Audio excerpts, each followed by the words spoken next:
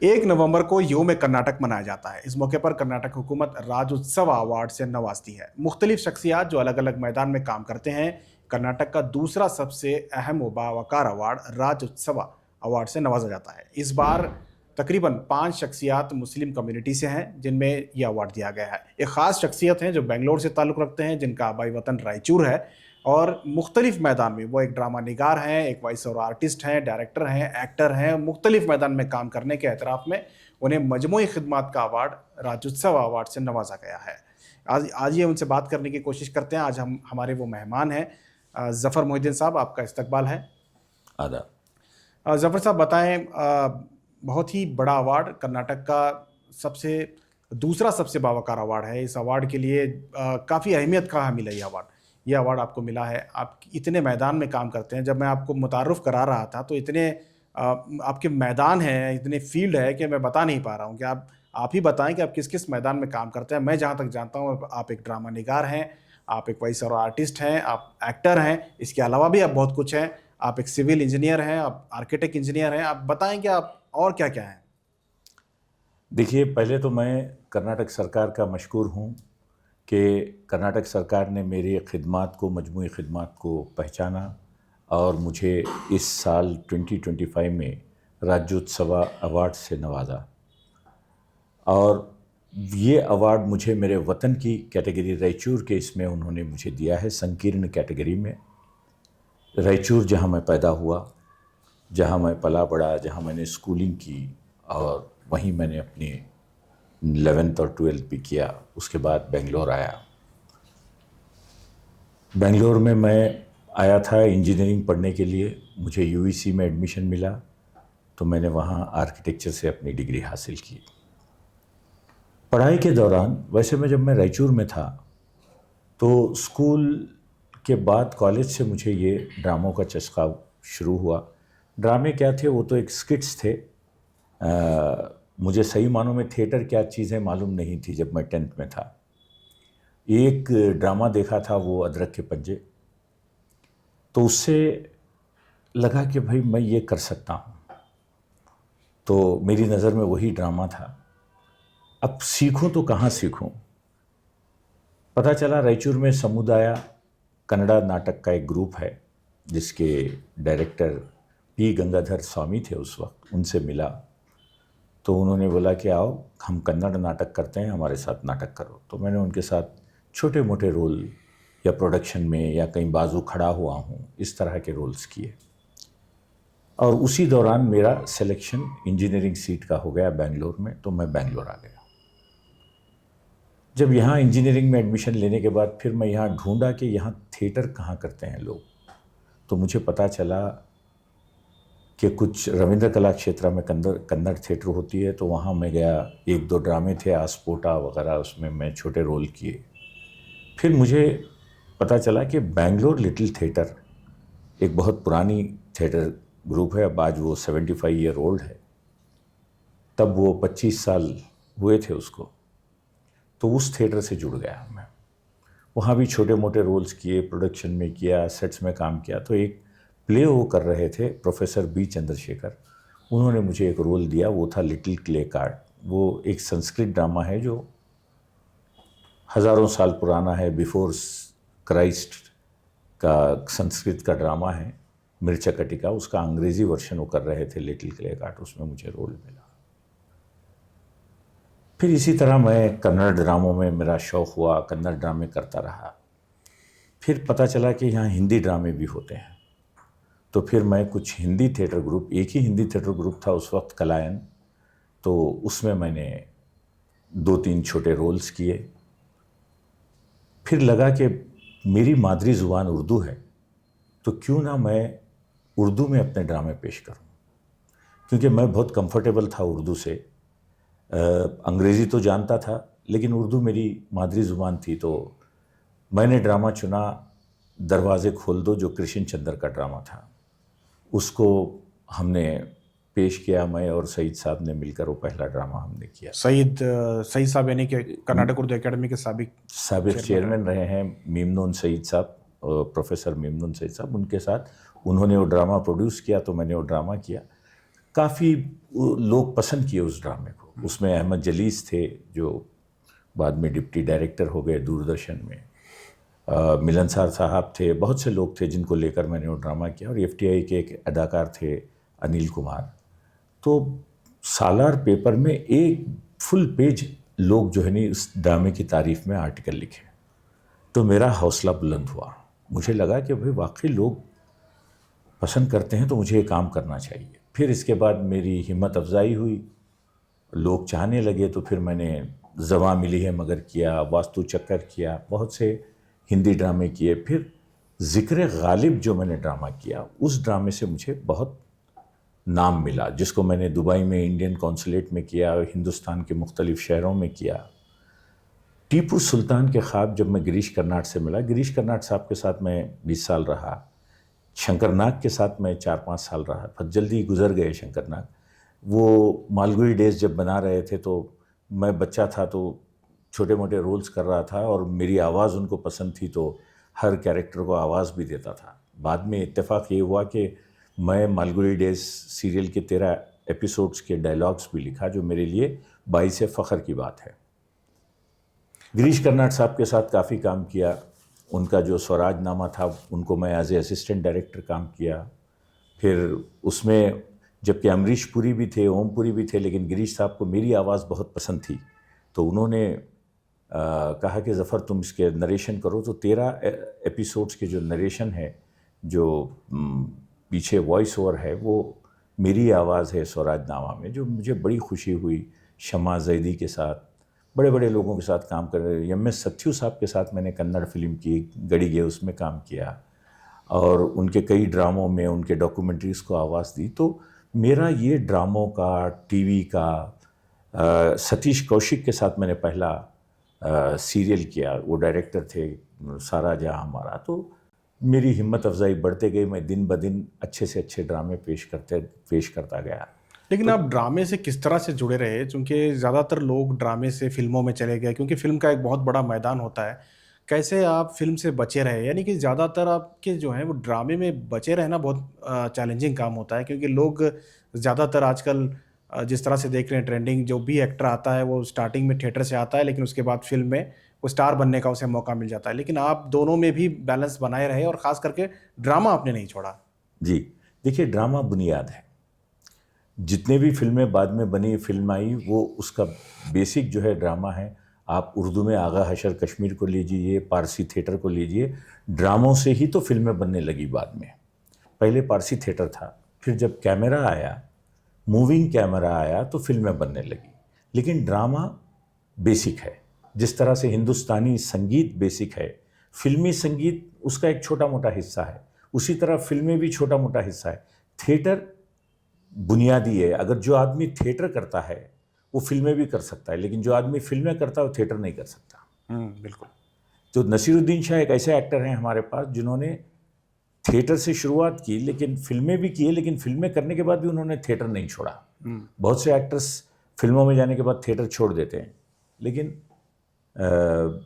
नसीरुद्दीन शाह ने थिएटर को बरकरार रखा। तो थिएटर एक बुनियादी है, थिएटर में बहुत मज़ा आता है। और मैं तकरीबन 35 साल से थिएटर कर रहा हूँ। मेरे साथ कई लड़के लड़कियाँ, मर्द और औरत मेरे साथ काम करना सीखे हैं। आज मुझे अपना गुरु भी मानते हैं बहुत से लोग। बहुत से बच्चियाँ OTT में काम कर रहे हैं, फिल्मों में काम कर रहे हैं। कुछ लड़के फिल्में भी बनाए हैं मेरे साथ जो सीखे हैं, आज भी मुझे मानते हैं, आकर मिलते हैं। तो बड़ी खुशी होती है, क्योंकि ये एक ऐसी फील्ड है जहाँ मुझे मेरा पैशन हो गया है। शाम को मैं रिहर्सल ना करूं तो मैं बेचैन रहता हूं कि मुझे कोई ना कोई प्ले उठाता हूं, बच्चों को बुलाता हूं, लड़कों को बुलाता हूं, इंटरेस्टेड बच्चे आते हैं। अब क्या हो गया है कि थिएटर पेइंग नहीं है, थिएटर में पैसा नहीं है, तो बच्चे ज़्यादा दिन नहीं रहते हैं यहाँ। वो 1-2 ड्रामे करते हैं, फिर उनको फिल्मों में रोल मिलते हैं, चले जाते हैं, क्योंकि उनकी रोज़ी रोटी भी है। क्योंकि थिएटर हम उनको पैसे नहीं देते हैं ज़्यादा, बस थिएटर सीखने आते हैं। और मुझे अच्छा लगता है कि मैं ये सिखा रहा हूँ, और आज मुझे इसी की वजह से मेरी पहचान भी हुई है, क्योंकि लोग कहते हैं कि जनूबी हिंद में मैं अकेला हूँ जो उर्दू थिएटर कर रहा हूँ। बिल्कुल।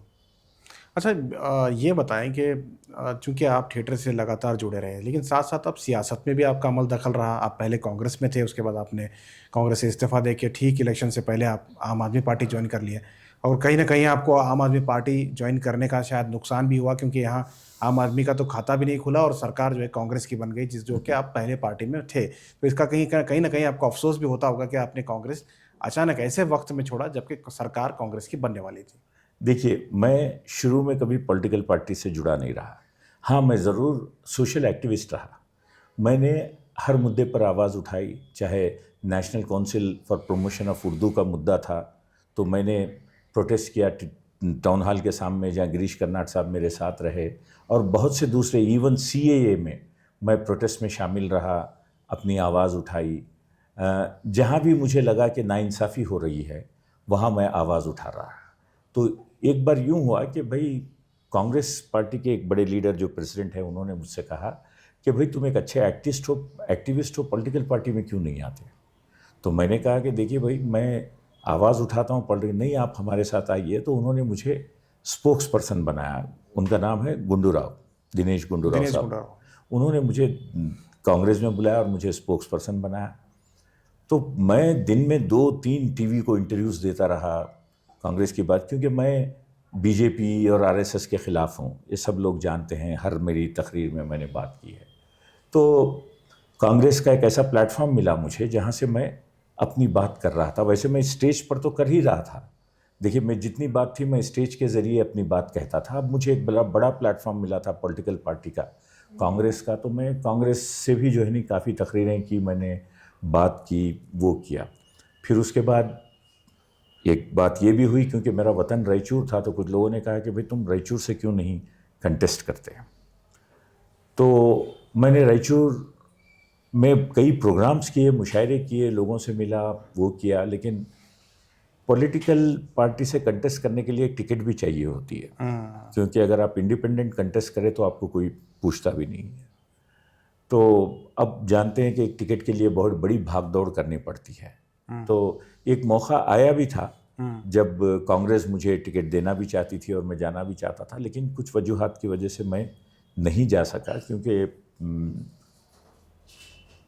उसके बाद क्या हुआ, जबकि मैं कांग्रेस में शामिल होने से पहले मैं आम आदमी पार्टी लॉन्च की थी 2014 में, जब योगेंद्र यादव और उनके साथ केजरीवाल के साथ। तो कर्नाटक को जब आम आदमी पार्टी बड़े पैमाने पर आ रही थी 2023 में, तो उन्होंने मुझे कांटेक्ट किया कि बोले कि आप शुरू किए थे पार्टी, आप आ जाइए हमारी पार्टी में। और उन्होंने मुझे कर्नाटक का वर्किंग प्रेसिडेंट बना दिया। तो मेरे साथ कुछ और भी कांग्रेस के लीडर्स आए, आम आदमी पार्टी में हम जम गए। वहाँ मुझे स्टार कैंपेनर भी बनाया था उन्होंने, और तकरीरें भी की मैंने, वो किया। फिर उसके बाद आम आदमी पार्टी ने, तो जैसा आपने कहा कि कोई खाता नहीं खोला, एक कैंडिडेट भी यहाँ से नहीं आया। तो फिर उसके बाद क्या हुआ कि मैं भी जो है नहीं अपने ड्रामों में ज़्यादा मसरूफ़ रह गया, तो मैंने आम आदमी पार्टी भी रिज़ाइन कर दी। अब मैं किसी पार्टी से मुंसलिक नहीं हूँ, ना मैं कांग्रेस में हूँ और ना मैं आम आदमी पार्टी में हूँ। लेकिन सियासी गलियारियों में एक खबर तो है कि आप आने वाले इंतखाबात में हिस्सा ले सकते हैं रायचूर से, क्या ऐसा कुछ, ये खबर सही है? देखिए, इतना आसान नहीं है, क्योंकि बहुत से उम्मीदवार होते हैं, बहुत सा पैसा भी चाहिए होता है। इलेक्शन लड़ना आजकल के दौर में जो है नहीं उतना आसान नहीं है। वैसे अगर मुझे कोई पॉलिटिकल पार्टी बुलाकर बोलती है कि भाई आप ठहरो रायचूर से, तो मेरे वतन से, मेरे वतन की खिदमत करने के लिए मैं तो हमेशा आगे रहूँगा और करूँगा।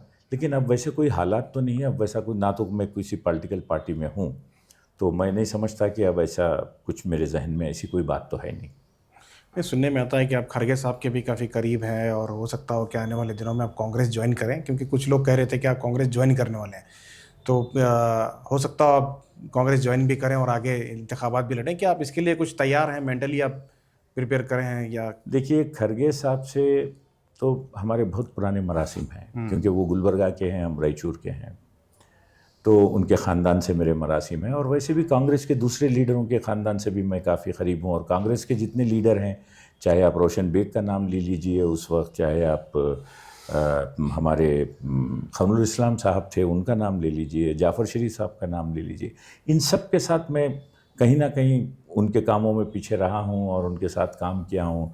और आज आप बहुत से डॉक्टर नासिर हुसैन साहब हैं, वो मेरे अच्छे दोस्त हैं। तो कांग्रेस के कई लीडर्स मेरे दोस्त हैं, आम आदमी पार्टी में कई लीडर्स मेरे दोस्त हैं। हाँ, मैं बीजेपी से कभी करीब नहीं रहा, बीजेपी के लोगों को मैं ज़्यादा नहीं जानता हूँ, लेकिन कांग्रेस के बहुत से लीडर्स जिनके साथ मैं उठता बैठता हूँ।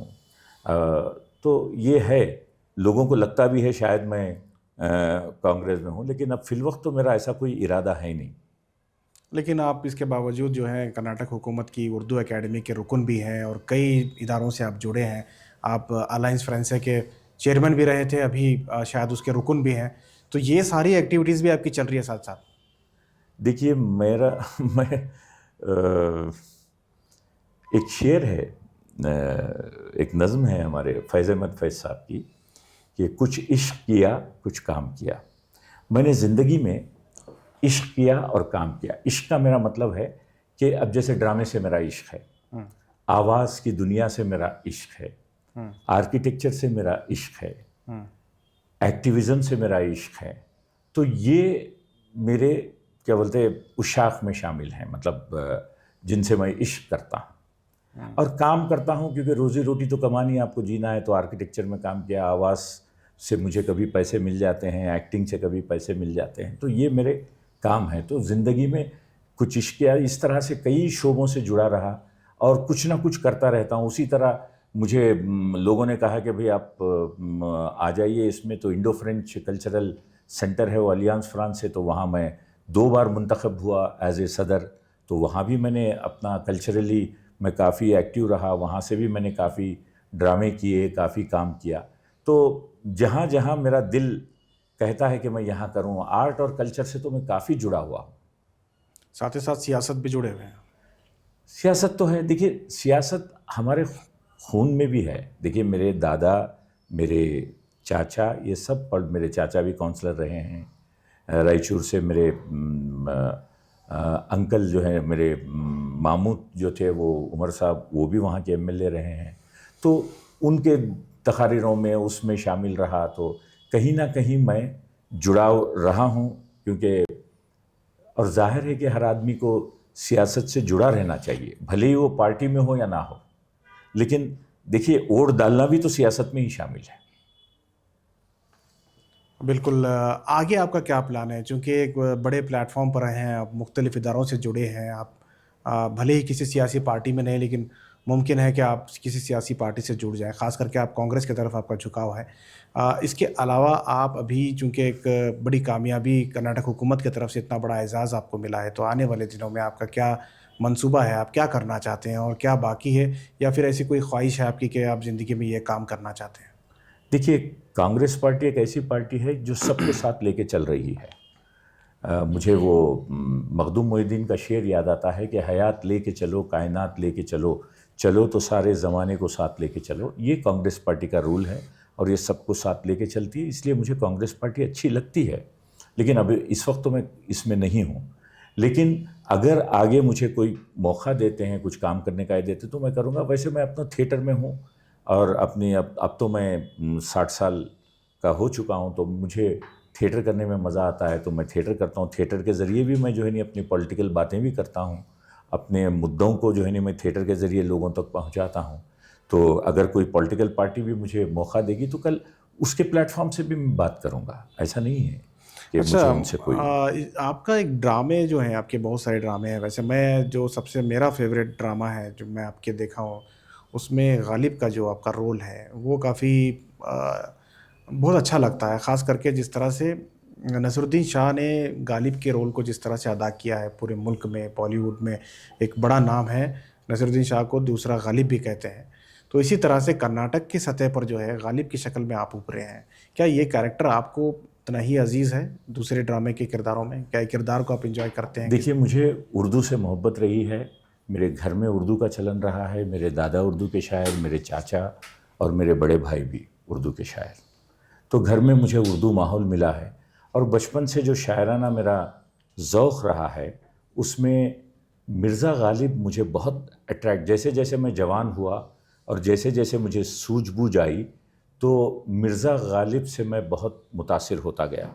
फिर उसके बाद गुलजार साहब का सीरियल, वो भी एक नई चिंगारी लगा दिया मेरी ज़िंदगी में। तो गालिब को बहुत पढ़ने लगा, तो जी किया कि क्यों ना मैं गालिब साहब का एक ड्रामा।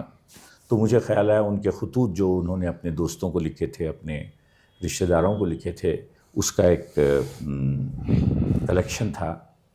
तो वो ख़त लेकर मैंने जो है नहीं उनके खतूतों के कुछ एक्सर्प्ट्स जो मैंने लिए और लेकर जो है नहीं ये ज़िक्र गालिब पेश किया, जिसमें गज़लें भी रखी। गज़ल गुलकार जो है वो गज़ल गाता है रघुपति झा, और वो लेडी रखासा जो डांस करती है। तो ये ड्रामा काफ़ी मशहूर हुआ, जैसे आपको पसंद है, बहुत से लोगों को पसंद है, बहुत से शो कर रहा हूँ मैं उसके। हाल ही में 2 शोज़ मैंने मैसूर में किए उसके। ज़फ़र साहब, जिस तरह से आपको एज़ाज़ मिला हुकूमत का, इससे कहीं न कहीं आपके इलाके के लोग, ख़ास करके रायचूर और हैदराबाद कर्नाटक के लोग काफ़ी खुश नज़र आ रहे हैं, क्योंकि आपके वहाँ एज़ाज़ी इजलास जो हैं बहुत हो रहे हैं। एज़ाज़ काफ़ी अलग-अलग तंज़ीमें जो है आपके एज़ाज़ कर रहे हैं। तो क्या रिस्पॉन्स है रायचूर और उस तरफ के हैदराबाद कर्नाटक के अवाम में? देखिए, ये वाकई मेरे लिए मसरत की बात है, क्योंकि जब मुझे अवार्ड दिया गया तो रायचूर की तरफ से दिया गया, क्योंकि मेरा वतन है। तो रायचूर में जैसे ही ये ख़बर पहुंची कि लोगों की खुशी की इंतहा नहीं थी, लोगों ने कुछ इस तरह के ये भी डाले कि बीदर में इनको मिला था, गुलबर्गा में इनको मिला था, रायचूर में आपको मिला। तो लोग बहुत खुश हो गए मेरे अवार्ड से, और इतने तहनीती जलसे रखे हैं कि मेरे स्कूल वाले भी मुझे बुला रहे हैं, म्यूज़िक के ऑर्गेनाइजेशंस मुझे बुला रहे हैं, गालिब उर्दू एकेडमी जो रायचूर में है, ट्रस्ट है, वो लोग मुझे बुला रहे हैं, और भी कई इवन फातिमा स्कूल है, न्यू एजुकेशन सोसाइटी है, ये सब लोग मुझे दावतें दे रहे हैं, तहनीतें दे रहे हैं। तो वाकई मेरे लिए बड़ी खुशी की बात है जब आपके अपने लोग आपका एज़ाज़ करते हैं और आपके काम को पहचानते हैं और इज़्ज़त देते हैं, तो वाकई खुशी तो होती है। बिल्कुल। आपने एक सवाल का जवाब नहीं दिया कि आप मुस्तकबिल में कुछ ऐसा काम या मंसूबा या प्रोजेक्ट आपका है जो करना चाहते हैं। कोई है कि ये काम मुझे करना है, टारगेट है आपका कुछ? देखिए, मैं गालिब पर तो काम किया, लेकिन मेरी एक ख्वाहिश है कि कर्नाटक के जो महमूद गाँव गुज़रे हैं बीदर में, जिनका मदरसा है, उस पर चंद्रशेखर कंबार ने एक बहुत अच्छा ड्रामा लिखा है महमूद गाँव के नाम से, जिसको माहिर मंसूर साहब ने उर्दू में उसका तर्जुमा भी किया है। तो मेरी ख्वाहिश है कि वो ड्रामा मैं बहुत बड़े पैमाने पर बीदर के महमूद गाँव के जो मदरसे के खंडरों में करूं। तो एक बहुत बड़ा प्रोजेक्ट है। अगर गवर्नमेंट ऑफ कर्नाटका मेरा साथ देती है और बीदर के लोग मेरा साथ देते हैं वहाँ के, तो मैं वो ड्रामा करना चाहूँगा महमूद गाँव। बहुत बहुत शुक्रिया। ये थे ज़फ़र मोहिउद्दीन, जो कि एक ड्रामा निगार भी हैं जैसा कि आपने देखा, और एक वॉइस ओवर आर्टिस्ट भी हैं, आर्किटेक्ट इंजीनियर हैं, और मुख्तलिफ़ मैदान में अपना कमाल रखते हैं। कई बड़े फ़िल्मों में इन्होंने कई अहम रोल अदा किए हैं। मालगुडी डेज़ में जो है इनका काफ़ी अहम रोल था, और टीपू सुल्तान के ड्रामे, मिर्ज़ा गालिब के ड्रामे, जिस तरह से आपने सुना कि एक शख्सियत और कई हुनर एक साथ। तो ये से एक शख्सियत है जिसे कर्नाटक हुकूमत ने रिकॉग्नाइज़ किया और उन्हें एक बड़े अवार्ड से, एक बावकार अवार्ड से नवाजा है। ये उर्दू वालों के लिए भी एक एज़ाज़ है, चूँकि ज़फ़र साहब का ताल्लुक़ उर्दू से है, उर्दू के माहौल में पले बड़े हैं, और उर्दू चूँकि रायचूर और हैदराबाद कर्नाटक में काफ़ी उर्दू का असर है, उसी असर के ज़िमन में जो है वो आज उर्दू एकेडमी से भी जुड़े, उर्दू के मुख्तलिफ़ प्रोग्रामों से जुड़े, उर्दू के ड्रामों से जुड़े, और एज़ाज़ भी हासिल हुआ है। तो आने वाले दिनों में ज़फ़र साहब के और भी जो तफ़सीलात हैं, उनके ड्रामे हैं, उस पर हम गुफ्तगू करेंगे। फ़िलहाल दीजिए इजाज़त। खुदा हाफ़िज़।